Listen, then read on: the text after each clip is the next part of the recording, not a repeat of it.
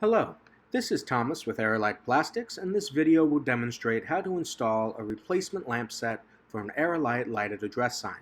Many homeowners have an older style of address sign that contained 4 small bulbs. This style of lighting is no longer available.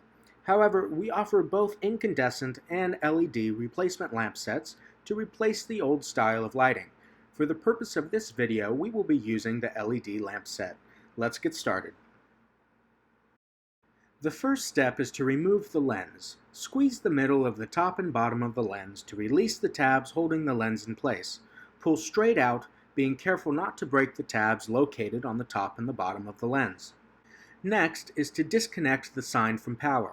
Normally there will be 2 wires extending from your wall that are connected to your doorbell transformer. This means that the wires are running at a very low voltage, usually around 12 volts.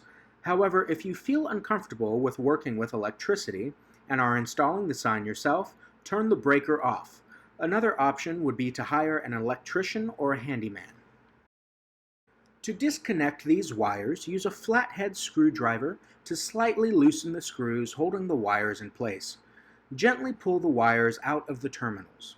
Next, completely remove the terminal screws. This will also remove the string of 4 light bulbs. You will no longer need the bulbs or the terminal screws. Remove all parts from the replacement lamp set. Included in the set are instructions, a bracket with 2 bulbs inserted, and a screw. Shown here is the LED replacement lamp set. However, an incandescent set will contain the same parts. Now it is time to install the new lamp set. Make a small pilot hole in the middle of the backplate. The instructions included in the replacement lamp set states to drill a 1/16 inch hole in the backplate. However, a small punch will also be sufficient if you have one. Next, insert the screw into the hole in the bracket. Then, line them up with the pilot hole in the backplate. Using a Phillips head screwdriver, firmly screw the bracket into the backplate.